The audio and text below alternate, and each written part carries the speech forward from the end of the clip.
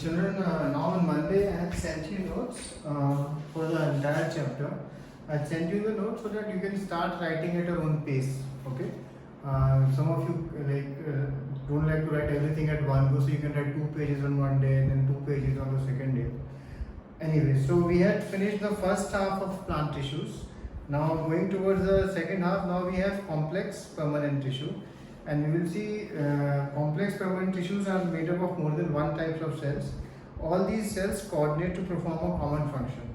Right now we will see two such tissues, one is xylem and one is phloem.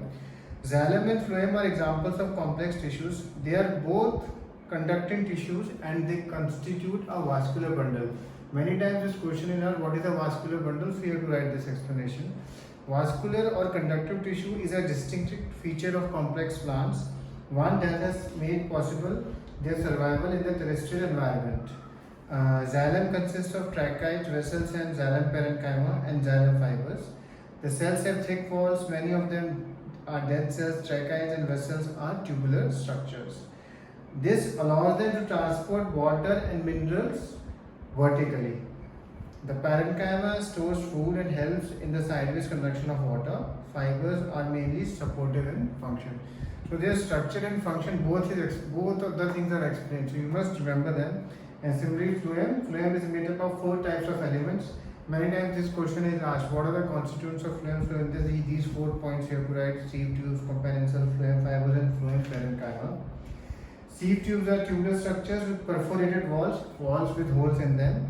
Phloem is unlike xylem in that materials can move in both directions in it. So this is a very important difference. So just remember this difference, okay? Many times this question is also asked, what is the difference between xylem and phloem? So you have to write this point. Many times the questions are asked from in between the theory. So you have to remember the points so that you do this. Now on page 74, there are 4 in-text questions. By chance, the notes which I am sending, which you will start writing shortly or you may have written, these cover all these questions, okay? These 4 questions which are there. Now, the second part of the chapter starts, which is animal tissue. And in this, right now in this chapter, we will basically study 4 types of animal tissues. The first is the epithelial tissue. Epithelial tissue. It is the simplest kind of animal tissue that occurs as a protective covering. Now, our body has a covering, okay? Our whole body, and if we see the organs also inside our body, they have a covering. We can't see that, of course, but everything has a covering. It covers most organs and cavities within the body.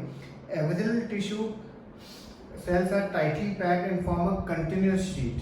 Anything entering or leaving the body must cross at least one layer of epithelium.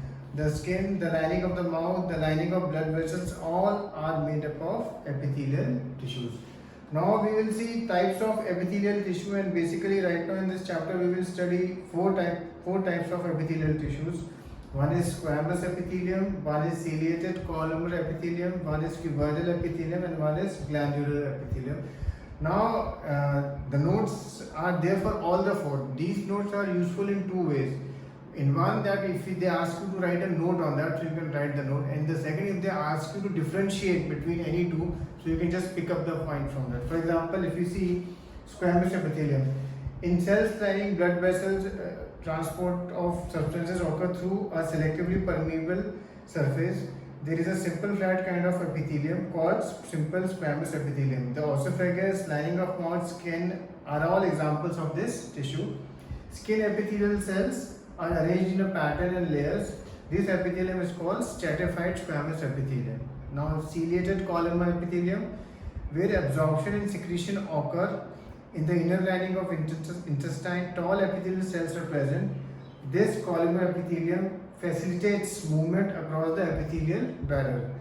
In the respiratory tract, the columnar epithelial tissue also has cilia, which are hair-like projections on the outer surface of epithelial cells. This cilia can move and their movement pushes the mucus forward to clear it. Cuboidal epithelium, it has cube-shaped cells. It forms the lining of kidney tubules and ducts of salivary glands where it provides mechanical support. Glandular epithelial cells often acquire additional specialization as gland cells. which can secrete substances at the epithelial surface. Sometimes a portion of epithelial tissue folds inward and a multicellular gland is formed. This is glandular epithelium. Now, if you notice all the theory which I am sending you, all the notes which I am sending you in one section, they will describe you the shape or the structure of the tissue, and then they will also explain to you the function. So these two differences are there which you can easily then write. After this, now we will have connective tissue. Blood is a type of connective tissue. The cells of connective tissue are loosely spaced and embedded in an intercellular matrix. The matrix may be jelly-like, fluid, dense or rigid. The nature of matrix differs in concordance with the function of the particular connective tissue. Now, blood has a fluid matrix called plasma, in which red blood cells, white blood cells and platelets are suspended. The plasma contains proteins, salts, hormones. Blood flows and transport gases, digested food, hormones and waste materials to different parts of the body. Now, bone is also a type of connective tissue, and in fact you will see, we'll just read about one thing right now. Many times we think bone injuries are basically, suppose you get a fracture, then only the bone injury is there. But many times if you see, especially for athletes, you might have heard the term ligament tear, okay, tendon tear. So many times it's not only the bones crack, many times the strings which are holding them, if something happens to them, then another type of injury occurs, and to heal that injury even a longer time is required. For example, we'll just read one thing right now. Bone is another example of connective tissue. It forms the framework that supports the body. It also anchors the muscles, supports the main organs of the body. It is a strong and non-flexible tissue. Bone cells are embedded in the hard matrix that is composed of calcium and phosphorus cells. Two bones can be connected to each other by another type of connective tissue called ligament. The tissue is very elastic. It has considerable strength. Ligament contains very little matrix. Tendons connect muscles to bones and are another type of connective tissue. Tendons are fibrous tissue with great strength but limited flexibility. So whenever we have these kind of ligament tears, okay, or tendon tears, so in that a lot of physiotherapy is required. When a bone breaks, you normally just put a plaster, but in this a different kind of treatment is done.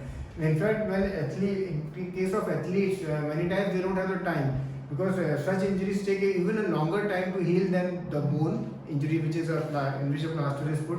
So many times they undergo surgeries to connect whatever a ligament has teared or tendon has teared, so that they can go back to playing sports quickly.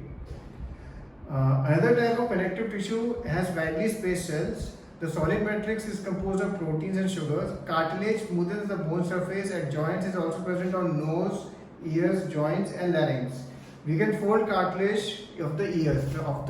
We can fold this cartilage, but we cannot bend the bones in our arms. Think how two tissues can be different.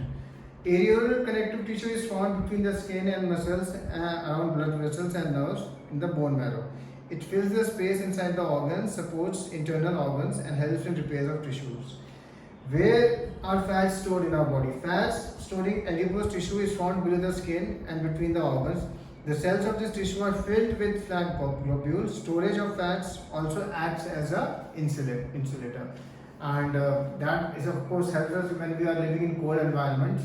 That fat helps us in preventing the body heat to escape to the outermost environment.